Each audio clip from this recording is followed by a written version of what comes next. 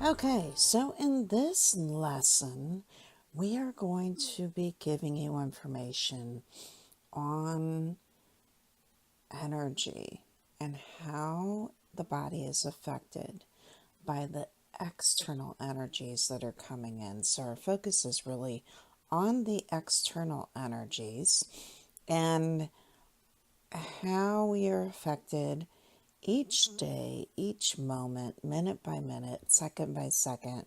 Everything in the universe is made of energy, and we are energetic beings on this planet, and each of us puts off our own forms of energy. We each have an energy signature. Our planet has an energy signature within the universe, just as all the other planets within our galaxy. Our bodies carry an energy signature. Plants, animals, every living thing within the universe has its own energy signature. Now, energies can be either positive energies or negative energies or the lower energies. And so, in order for our bodies to function in a peak performance level, we need to keep these positive energies coming in. So, how do we do this in our busy everyday life? What do we need to look at? Let's take a deeper look. Our bodies require basic needs of air to breathe, water, because we're made of 67% water. Each one of our cells hold water. And within that cell, 67% of the makeup of that is water. And water holds memory. I want you to hold on to that thought for a moment, and we're going to go into that a little bit deeper in another video. But we also need food, and we need shelter, and we need sleep. And these are our basic needs for the body to function. And depending on the energy connected to all those things, whether it's a positive energy or a lower negative energy, this is going to affect our body, our health, our minds, everything. So we're going to go into this deeper and deeper and deeper, and you can see how all the things around you, the people around you, the place that you live, everything will determine the quality of the energy coming in. Our bodies require 6 basic human needs. We all have the same 6 needs, but how we value those needs and in what order determines the direction of our life. The first one would be certainty, comfort. The first human need is the need for certainty, knowing for sure that you're going to be safe, that you're going to have food to eat, that you're going to have water, that you're going to have air to breathe. So think about those things, those first things I went through. We have to have a certain level of confidence that these things are there for us. The second one is the uncertainty and variety, and that's, related also to spontaneity. We don't always know what's going to happen each day. So there is a level of uncertainty that happens each day as well in our lives. The third one is significance or feeling needed or valued. This is very important. This can affect our lives in a big way. The fourth one is love and connection to other people. We need to feel loved in order to be in a higher vibrational frequency, to be happy in our lives. We need to have that. And the fifth one is growth. We need to grow in many different ways. When we're a child, we will grow physically, but we also need to grow on an emotional level, a loving level with our connections. So this gives us that level of, feeling needed, feeling like we have a purpose here as we grow. And then we need to also, at number 6, the contribution. Feel like we're contributing in some way, which again goes back to number 3, which makes us feel valued. So these are kind of, more on an emotional level to help us to grow as a person, to feel wanted, needed, loved. And if we don't feel these things, or we don't feel secure, this can have a big impact on our progression through life, or our lifestyle, or the path that we follow. So these are very, very important qualities that need to be coming in as our basic human needs. So these are outside of the others I just mentioned. So we need to look at all these things and how those things affect us, because we're looking at the internal energies and the external, and we're going to focus on the external mainly here, because it's those outside things that can change the level of energy in any of these things I just mentioned. How we start our day each morning will determine many, many things, many factors on the internal and the external side of things. It's our thoughts that we think when we're having our morning coffee or our breakfast, and what we're actually doing. In this photo, this person is obviously using Wi-Fi on the internet for breakfast, and looking at, how his day is going to be planned.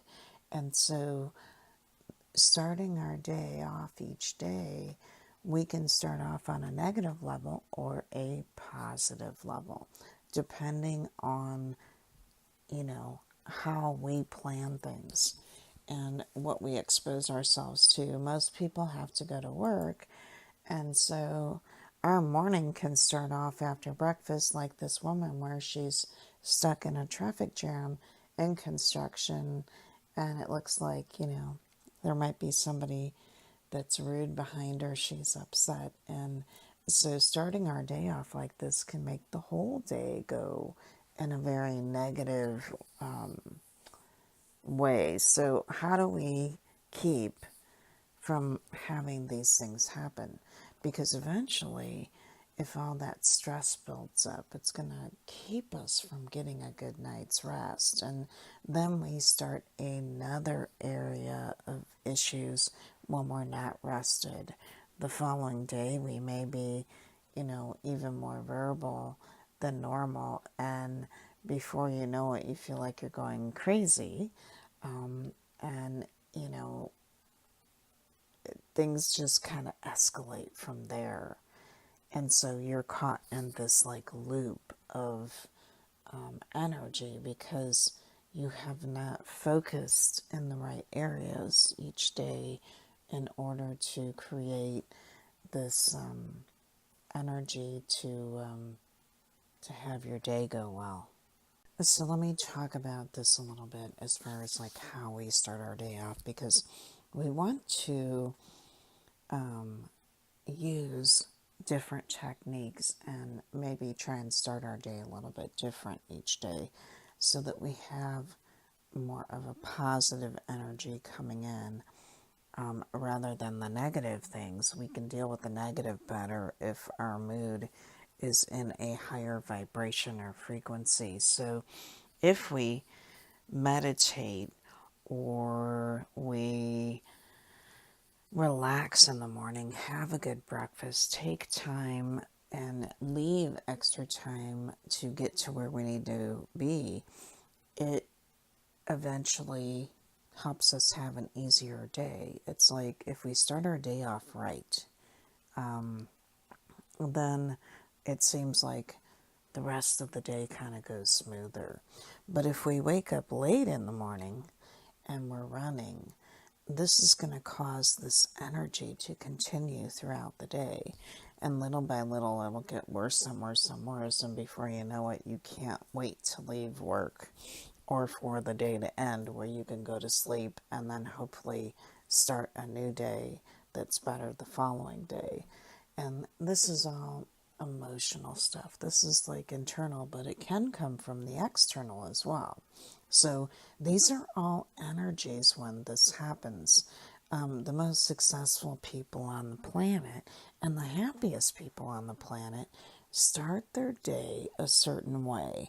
And many of them use a form of meditation. And I will have another video here on the types of meditation and what we can do to start our day off better as we move through these videos. So it is important to look at that and say, how can I make these small adjustments in order for me to shift this energy? Because that's going to have a big impact on you long term. Now, there's some other energies that are coming in that we can't really control. So how do we handle these things? I'm going to talk about that next. So you see, there's all these different factors when we really start breaking things down and looking at the things that we can control and the things that we can't control. With the boom in technology and Wi-Fi and all of these external energies coming in, it's kind of hard to control what is hitting us at every moment, or even having the knowledge of how much is bombarding our bodies and our energy around us, our aura. As you see in this picture, it's like there's a telephone line here. You know, there's energy coming off of that. So if you live near one of those or close to one of those, that energy can be reaching the body and having an effect on it. When we're just in our homes or in our office, we could be in a restaurant. Everybody has Wi-Fi these days. So how do these signals, affect our system on an energetic level? Are there things that we can do to kind of limit this? This is what we have to look at and try and limit these things coming in order to limit that negative energy coming into the body, and changing the cellular structure and affecting our mitochondria. Because when our mitochondria is damaged and these energies coming in and chemicals and different things that come into the body different ways, if that mitochondria is damaged, then it's going to cause issues within our body in many different ways. And eventually you become sick in some area of the body. So too much of anything is not good. Wi-Fi is everywhere. So how do we limit this energy, within our homes, within our offices? Is there something that we can place in the room with us that will help to alleviate that energy hitting us? Or can we wear something? Or is there a way to release that energy at the end of the day, and kind of maybe turn the Wi-Fi off at night, so that if we're not using it, there's probably no reason for it to be on. So maybe switching that off at nighttime will help us to sleep better, because all of this energy that comes in can affect the way that the body works, and it can affect our sleep. It can affect, our moods. So it is definitely something that we need to look at and start shifting. A lot of people like to wear these smartwatches, but are they really necessary? Do we need to wear a device on the body, and is that good for us? And this is why muscle testing is one of the most important parts of these lesson plans, is learning how to muscle test, because we can muscle test to see, is this healthy for me? Is it actually doing damage? And you can ask yes and no questions with the muscle testing, and then make your decision. Is it really something that I need to wear every day in order to, be healthier? Because that's the whole promotion of that. We use it, a lot of people are wearing the smartwatches and they want to know how many steps they've taken that day. That's a good thing, but is it really good when it comes down to the energy that it's emitting for our bodies? With one person, it may be fine. With the next person, it could affect that person's body in a very negative way. And then those steps you're taking to. Okay, so I want to go back to our basic needs for the body to function. When we look at our air and the air that we're breathing, we need to make sure that we're in an area where the air is clean. And of course, we can't see air, so we don't always know unless we're in a polluted area, but there are chemicals that are floating around every day, or even, plants can let off pollen, and so the quality of the air isn't what it should be. So air to breathe is really important, and we need to think about what is in our air and what's in our surroundings. If we stay indoors all the time and we don't get any fresh air, it really, again, can harm the cells in the body, which cause issues. And so we've all heard of these things where maybe a office or a home is not a healthy home due to the air quality. There could be mold in the house, which can, lead to some very, very big health issues, and eventually it could kill somebody. So we need to be aware of these things, and always, having that knowledge, knowing that this can have an effect on our bodies in many different ways. I was just watching a YouTube video the other day on this big plant manufacturing facility that had been placed in a small town, and the people there, 70% of them were dying, or so, I think it was 73% of them were dying from cancer, and it was lung cancer, and it was generation after generation of people dying. And so we need to be aware when we move somewhere what is in that area, so that we don't put ourselves in a situation where, these things can be coming in and affecting us and we have no knowledge. We always need to ask those questions. It's the same for our water. Not only does water carry energy and emotions, but there can be things in our water that come in from the outside. It can come in from the air. So if you've got that same manufacturing facility next to a big body of water that supplies you with your drinking water, again, you are putting these negative things into the body, and that can have an effect on you pretty quickly. I mean, you could move in to a place, and if you just had those two things going on, it could have a huge effect on us. So we definitely have a job to do to clean up our planet, but we also need to be aware of these things that are around us. So we're looking at our basic needs, and the next one is food, and you can start seeing how these things are connected because, you know, whether it's plants or, if you eat meat, there's livestock, if they're all in this small town and they're eating, the same